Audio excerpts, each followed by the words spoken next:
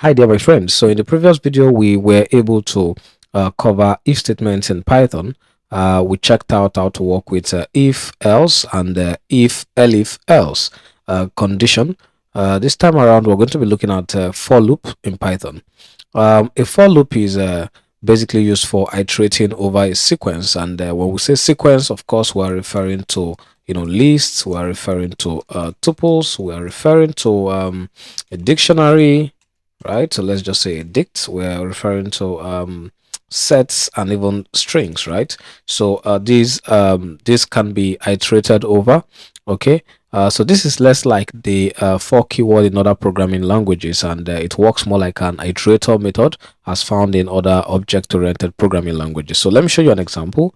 Right here in my code, I am going to show a simple loop control flow, right? So this is just example one. So let's try this out. So let's say we have for I in a range of 20. Now in Python, if you want to print or declare a range of 0 to 20, just like what we have here, you can simply do that with the function range. So if I say for I in range 20, print I. So I simply want to print out the items within the range of 20. So let's go ahead and run python 3 main.py, and as you can see, I have the records from 0 to 19 right here. Okay.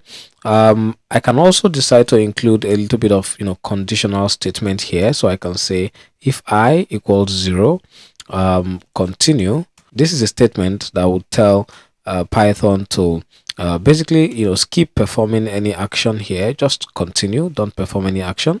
We can also say elif, right, just like what we've looked at before. I can say if I modulo 2, which means if I divide I by 2, whatever value we have in I, if I divide it by 2 and I get a remainder of 0, go ahead and print this is an even number, right? So I can actually do some formatting here, and I can say I is an even number, or I can simply say this is yeah, I think maybe that is just unnecessary, even number. I think that's fine.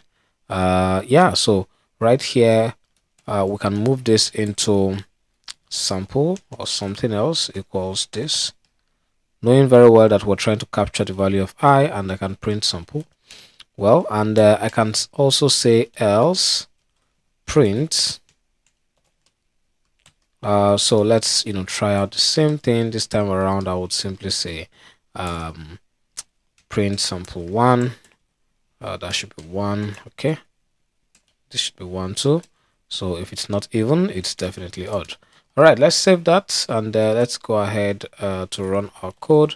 Python 3 main.py.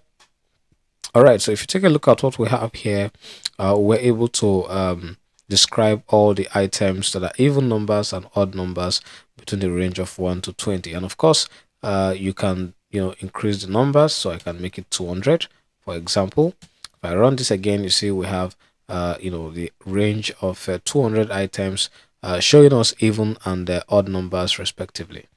Okay. All right, so let's try out the break keyword in here. We have been able to apply the for keyword. Let's check out the break keyword. Well, I can say if this particular item gets to a certain number, right? Probably if this item gets to let's add something else here. I'm going to include elif. If it gets to 25, for example, let's break. So break is simply going to take us out of the loop completely, right? So I can actually say for I in a range of maybe 30, just to keep it short. Once it gets to 24, which of course including the 0 up there, we have 25 items, and it breaks, right? Our range is expected to get to 30, but because of this condition, we basically check and we break whatever whatever execution we had in that loop. Okay. All right, so let's try one more example. Say we have a list items, so let's call this the fruit list. And within the fruit list, we basically have an let's say we have an apple, we have orange, okay, and we also have let's say mango. All right, so yeah, let's close this properly. So now we have a list of fruits. We can simply say for fruits, in fruits, or in fruit lists,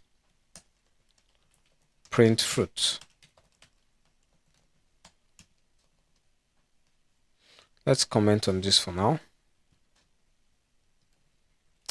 All right, so if I run this, you see we have apple, orange, mango, because obviously we have three fruit items within our fruit list, right?